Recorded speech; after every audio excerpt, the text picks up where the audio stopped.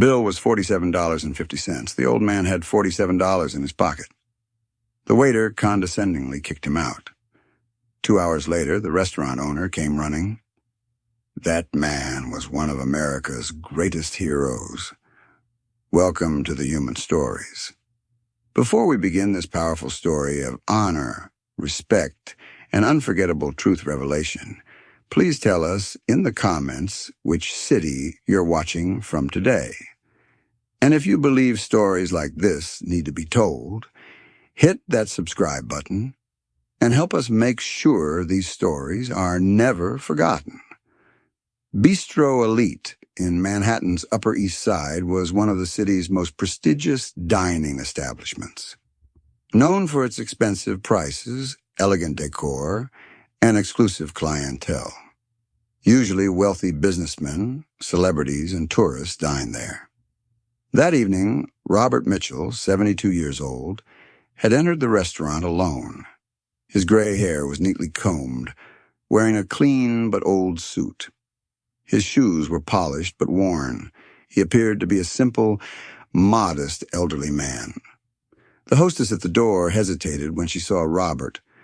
This restaurant typically served more upscale customers, but out of courtesy, she let him in.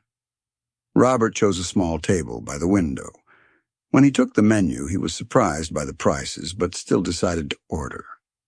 He hadn't treated himself in a long time. Waiter Jake, 26 years old, was this restaurant's star server. He dressed expensively, spoke familiarly with customers, and paid special attention to wealthy patrons.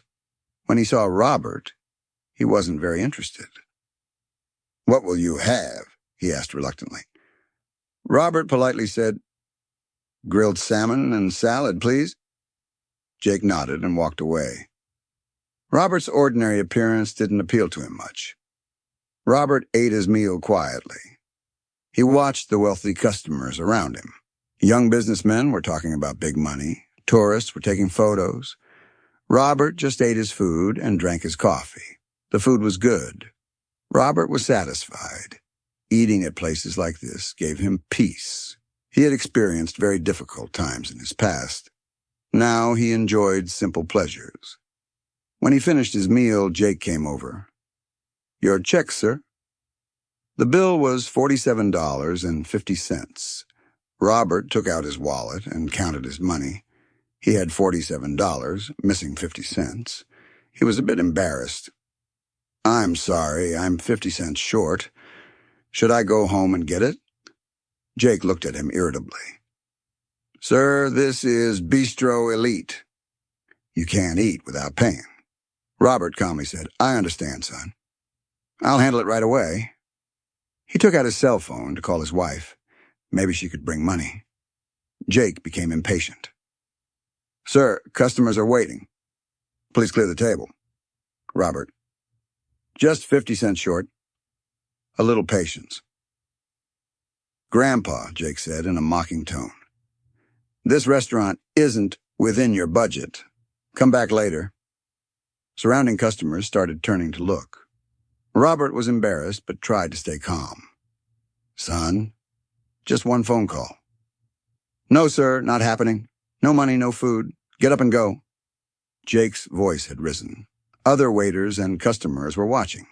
Robert was very embarrassed. Another waiter intervened. "Jake, calm down. We'll handle it." But Jake was stubborn. "No way, man. These people always do this. They come without money, then create drama." Robert stood up. "Son, you're right. I'm leaving. I'll come tomorrow and pay." "Don't come tomorrow either," Jake said harshly. "This restaurant isn't your level." Robert hung his head. At this age, he didn't expect to be humiliated this much.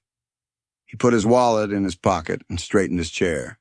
"Excuse me," he said to the surrounding customers. Then he left his table. Jake called after him, "And don't come back." Other waiters looked at Jake in shock.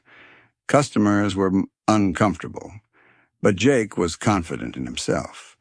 As Robert walked toward the door, the hostess gave him a sympathetic look. "I'm sorry, sir," she whispered. Robert smiled. "No problem, dear. Good evening." And he left the restaurant. Jake said to another waiter, "See? These types of people shouldn't come to places like this." "Jake, you were a bit harsh, I think." "Not harsh. Realistic. This is Bistro Elite, not a neighborhood diner." The restaurant was continuing its busy evening service. Jake was running between tables, taking orders. He had already forgotten about Robert. Around 9:30 p.m., restaurant owner Michael Stone rushed in. His face was worried, phone in his hand. "Jake! Jake!" "Yes, boss?" "Was there an elderly man here earlier? About 70 years old, gray hair, modestly dressed?" Jake was surprised. "Yes, there was. He left without paying. I sent him away." Michael's face changed. "What did you do?" "What do you mean, boss? The guy couldn't pay his bill. I sent him away." "Do you know who that man is?" Jake shrugged. "I don't know. Some ordinary old guy." Michael showed the photo on his phone. "This man is Robert Mitchell, Medal of Honor recipient, one of America's greatest war heroes." Jake froze. "What?" "Medal of Honor, America's highest military honor. He saved 47 soldiers' lives in Vietnam, single-handedly captured enemy positions. A living legend." Jake's mouth fell open. But he was just an ordinary." "Ordinary?" "That man was risking his life to save his country when you were your age." Michael opened his phone. "Look, it's in the news. Medal of Honor recipient Robert Mitchell visits New York." Jake read, "Honored by the President of the United States, 50 years of military service, 3-war veteran." "Boss, I didn't know." "You should have known. This is not how you treat customers." Everyone in the restaurant had heard this conversation. Other waiters were looking at Jake. "Go immediately, find him, apologize." Jake rushed outside. He started looking for Robert. Where could he have gone? Nearby cafes, parks. He searched for an hour, but couldn't find him. Michael was making phone calls. "We must find Mr. Robert Mitchell for this restaurant's reputation." Finally, he found Robert at a small coffee shop nearby. He was drinking a cup of coffee, reading his newspaper. Jake approached, embarrassed. "Sir?"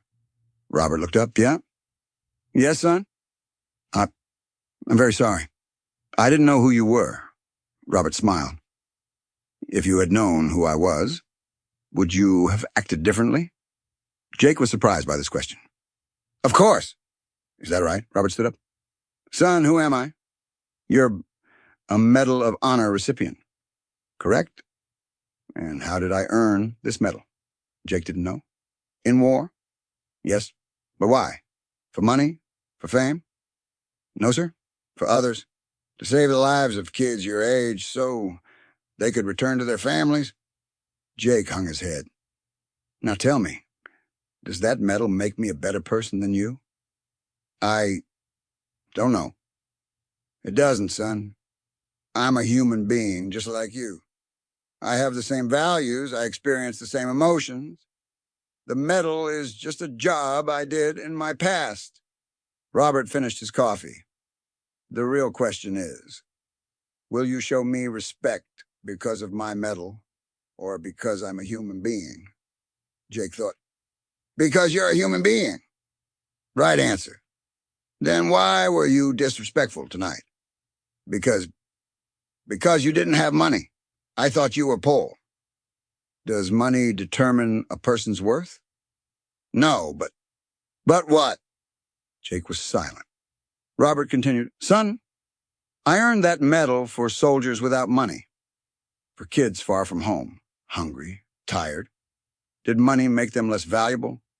No, sir." "Then don't make the same mistake. Don't measure people by money."